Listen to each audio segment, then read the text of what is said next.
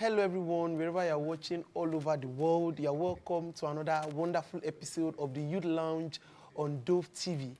With me here in the studio are wonderful guests, our very own Oluwayomi Loveth Ige. You're welcome, ma. Thank you very much. Yeah. Sitting beside her is Moses Agbeleshe. You're welcome. Thank you so much. And today on the Youth Lounge, we have a senior HR personnel in the human resource industry in our nation. She has experiences in the financial sector, oil and gas, and even manufacturing. Please, ladies and gentlemen, wherever you are, make welcome Mrs. Faith Akintunde. Thank You're very you. much welcome. Thank We are so glad to have you on Youth Thank Lounge. you for coming. I actually love your fascinator. It's fascinating. It's fascinating, It's right? fascinating. And I love our shoes too. So the Thank topic before us you. is career and investment, and this is something that borders around youths in Nigeria, in the US, in the UK, all over the world. And it's the show today promises to be an exciting one that you will draw depth of inspiration from that will definitely guide your career path. We are loaded here with questions to actually see how you can guide youths in the career aspect of their lives and also in the financial aspect of investment. So a lot of youths nowadays are bordered on purpose, career, the path to tread, and the like. So what's your view on purpose, and does it, to a great extent, affect their career path, ma? So I think that we'll just ask that before they ask you this. Okay, thank you very much. That's a very solid question. I think having a career and having a purpose, they are two different things. Okay. But you can find yourself in a situation where your career and your purpose are in sync, which means that probably you have a platform where you're able to express your purpose through your career. But if you are that person that the career you currently have or the job you currently do does not connect directly with what you think or what you have found your purpose to be, is also not a problem. What you then need to do is ensure that you create time for the expression of your purpose. You could find platforms to express your purpose, and even if you do not find platforms, you should create platform for yourself to express your purpose. I've found very young people reaching out to younger people, right? Sharing support, giving insight, and of course, charting the pathway for the younger ones. It doesn't necessarily be what you do in your 9 to 5. But it's very important that sometimes in your life, and possibly very early, that you discover what purpose is and then continue to give expressions to it. If later in life you're able to connect both, that's a beautiful experience to have. And I think personally, it will be a great place to be. Personally, I find myself expressing my purpose through what I do right now, and it's a joy. Wow. But even if you do not, please don't be discouraged. Okay. Always find time to express your purpose, even while you're not able to connect it with your 9 to 5. Okay, so I love the way you put the question. Thank you so much. So I want to ask now, for people who have found themselves in a situation where it's not in sync, and they're also trying to make plans to make it in sync, like what are the necessary things that they do to ensure that they don't live the whole of their life without fulfilling purpose? That's a powerful question. Very powerful. Like I mentioned earlier on, there has to be, so there's something called life wheel. The life wheel has a way of compartmentalizing different things, right? And I think as a Christian, your purpose should be a part of that life wheel, where you create an amount of time to express your purpose. Whether it is you're 15 or you're 20 or you're 30, right? There has to be an amount of time that you create. Whether you have a job or you do not have a job, at the end of the day, when we appear before God, He will demand accountability, not for the job you did, not for your 9 to 5, but for the purpose, the assignment He has committed into your hands that you are expected to have fulfilled. That being said, it is important and we speak as believers, I do not know any other way. as believers to discover what purpose is and make plans to ensure that you create time to do it. I have a couple of people, or friends as well, that would say that, oh, my retirement plan is to travel around the world and do missions. Wow. Why can't I do the missions now if that's what I'm called to do, right? Why can't I maybe use my vacation time, right, to do missions? Why can't I maybe use weekends, right, to do mission and connect whatever it is I've found my purpose to be to my normal day-to-day life? What if the retirement plan never comes? I mean, we can say we make plans for tomorrow, but God owns tomorrow, right? So on a day-to-day basis, we should be asking ourselves, am I fulfilling purpose? Is this my purpose? We're not saying that your purpose has to be what would fetch you money for livelihood, but it is important that you do not pursue livelihood while your purpose is suffering. I hope that answers the question.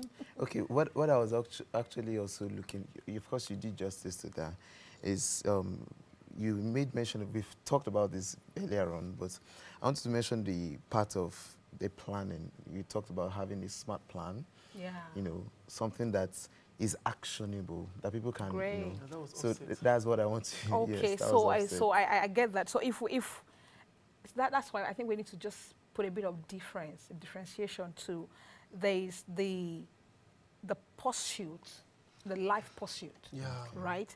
And then there is your purpose, and then there is your passion, right? As believers, Pursuit, we can, passion, so purpose. purpose, pursuit, and passion, right? Your career may be at the center of any of those three, right?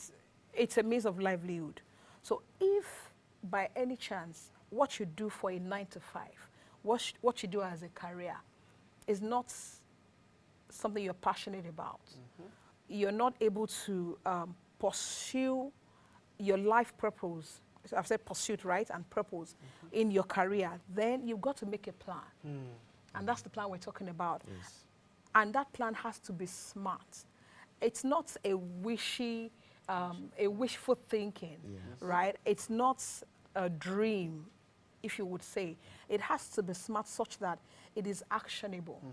Or you want to move from being, let's be practical, right? So I'm an HR professional, and I think that my purpose is in supporting ministers in maybe where they visit various locations. And I think I need to make out time to do that. Then I have to write it down to say, okay, when am I able to fix appointment or move my activities to connect with the people that I want to serve or the ministry I want to serve? How would I ensure that I'm not suffering in terms of not being able to make more adequate money for my livelihood while I'm pursuing that purpose? Another instance is, as a young person, you are maybe you're an engineer, and then you think that your purpose is not even in the corporate space at all. Your purpose is in the church, right? How do you transition from that space to maybe you want to do full-time ministry, right? That plan has to be laid out. Is there a cutoff time? Do you want to cut off? Or do you want to do both in sync?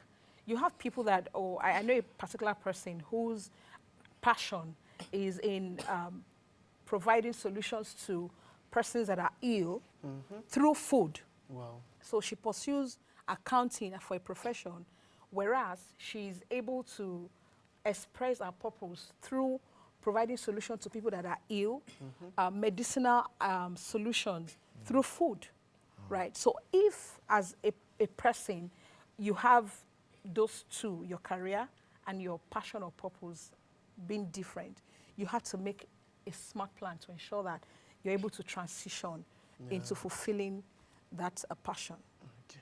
All right, before Loveth asks a question, I'm making a case for those that are multi-talented, multi-dimensional human beings. They have a lot of talent. They can act, they can sing, they can write, they can cook. So how do they indeed choose a career path with their multi-dimensionality? Very interesting question, and it's slightly complex, but of course we can pull down the layers. I think that all of us are naturally multi-talented. Okay. Like an instance, when you were younger and they ask you what you want to become, today you want to be a lawyer, tomorrow you want to be a doctor, you know, firefighter, exactly, policeman, firefighter and all of soldier. that. But as we grow, we find out that you're actually talented in this, you're talented in that area and in this other area. But do you want to master everything? There's a saying that a jack of all trade, master of none.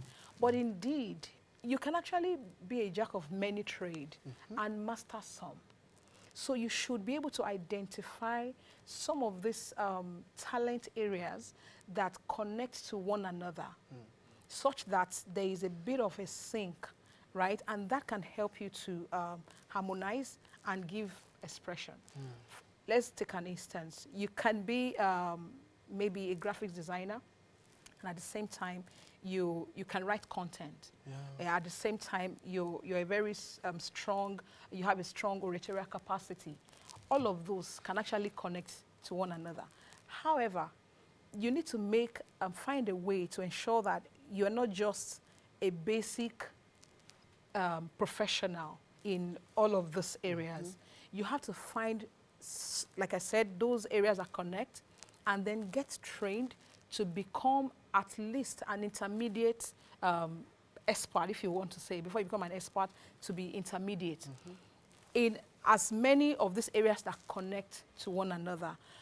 But I would encourage, if possible, maybe just highlight like whatever level of skills that you can count at the tip of your fingers, not more than 5, so that you're able to become an expert, be known for something, not for too many things, and those skills can sort of connect to one another and speak to each other, right? It's I hope that it's helps. like finding a platform where all these pillars can rest on. Exactly, Okay. exactly. Okay. All right, we'll be going on a quick break now, and when we're back, we'll continue our discussion on career and investment. Please don't touch the dial. Stay tuned.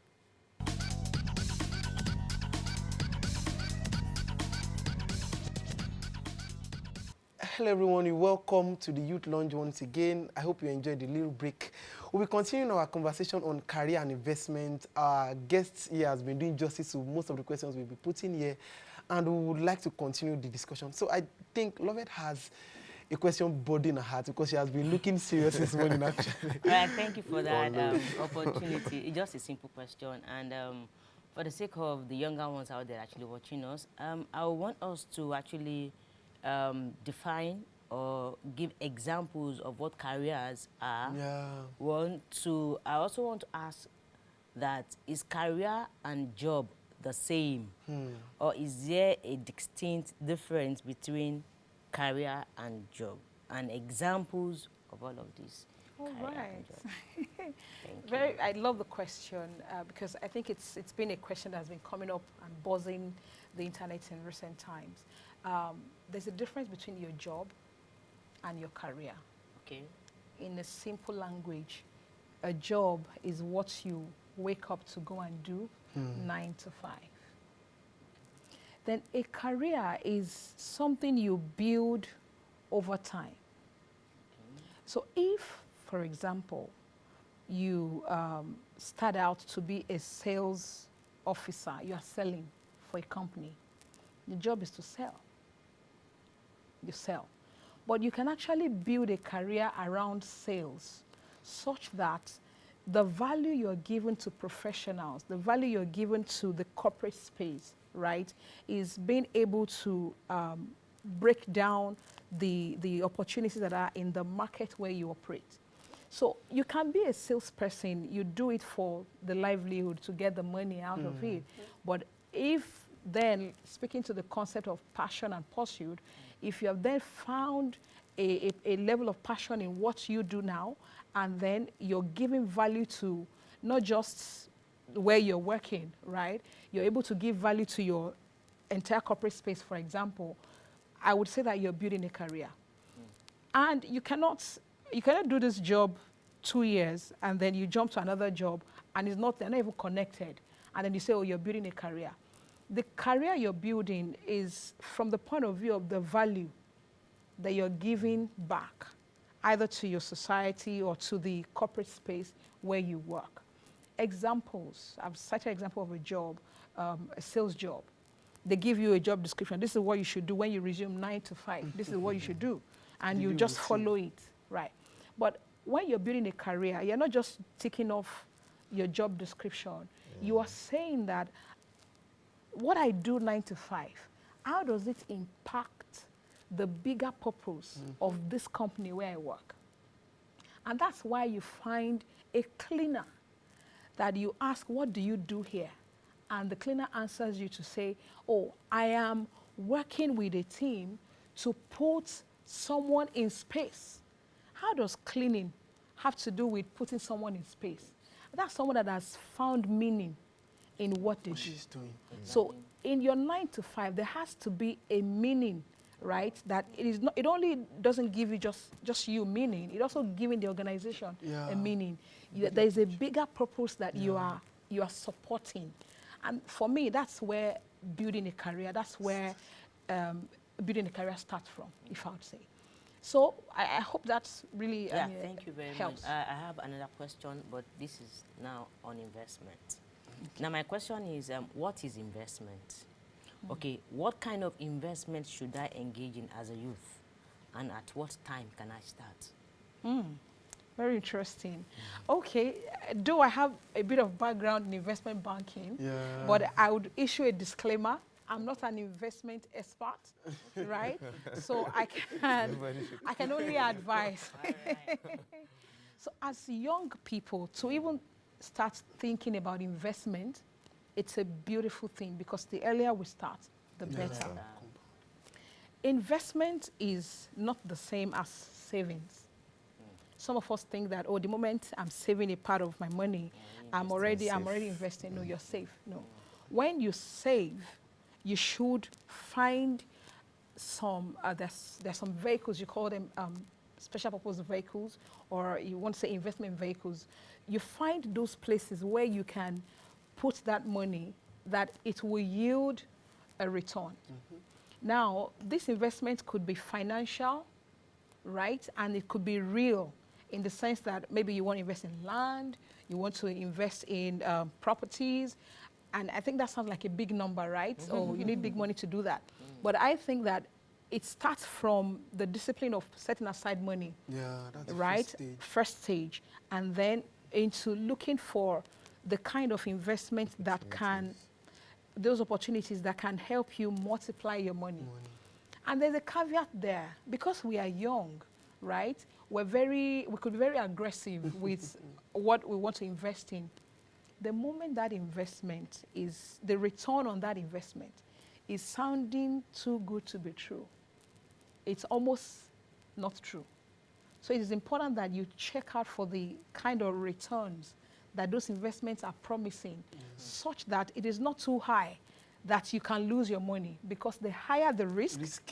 The higher the return, the higher the risk. So if you're hearing a 25%, a 30%, look out for the risk. Where is the risk? I may lose my money, right? It shows it's highly volatile. Exactly. And I think there are commercial papers, there are a lot of products from the banks, I believe, that people can put their money in. You could also find a group of friends that are close, that are trusted, that you guys can put your money together and then invest in some. For example, we're talking about land. You can find cheap, blue chip lands that a group of you can put money in together to buy. Of course, make sure that you get proper legal advice and documentation when you're venturing into such. All right, thank you very much. Okay, before another question, so sorry. My question I want to ask about, there's this thing, cryptocurrency and Bitcoin, that is actually trending right now.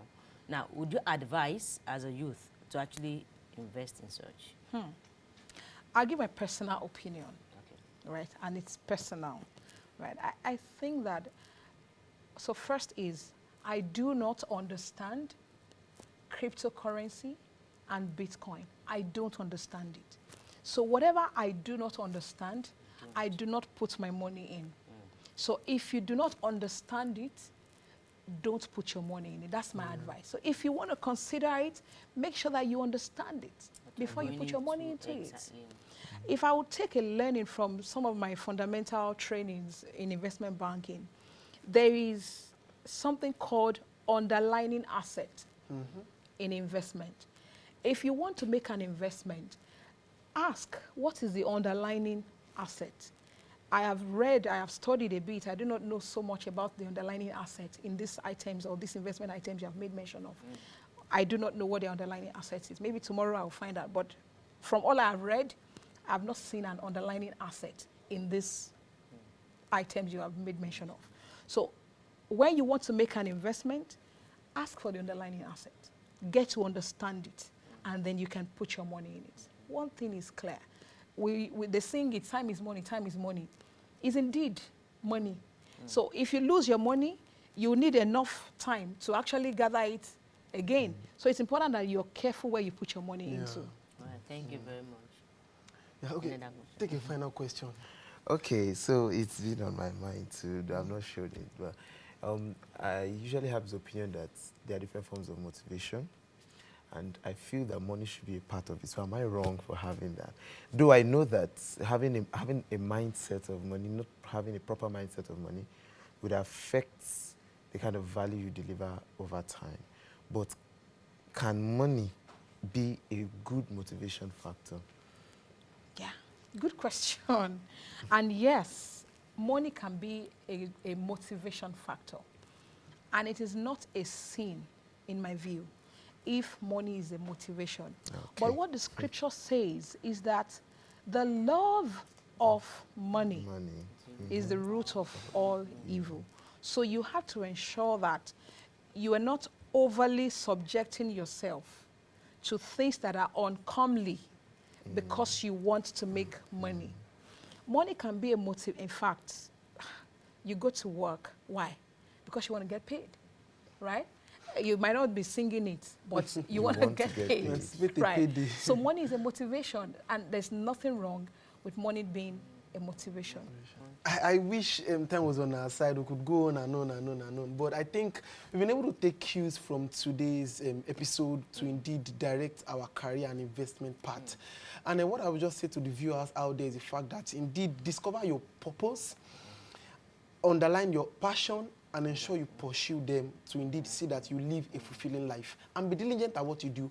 Always see a bigger picture, because indeed where you are today is a stone throw from the future. And if you can keep diligent at it, you definitely become great someday. I hope you enjoyed this episode. I want to say a very big thank you to our guests, Oluwayomi Loveth Ige, Mrs. Agbelisha, and thank you so much, Mrs. Akitunde, for the enlightening and insightful conversations. And to you, the viewers out there, thank you so much for joining us. And I will say a big thank you to the members of the technical and editorial crew. Until we see you next week, keep being blessed. Thank you very much, and God bless. Bye. Bye.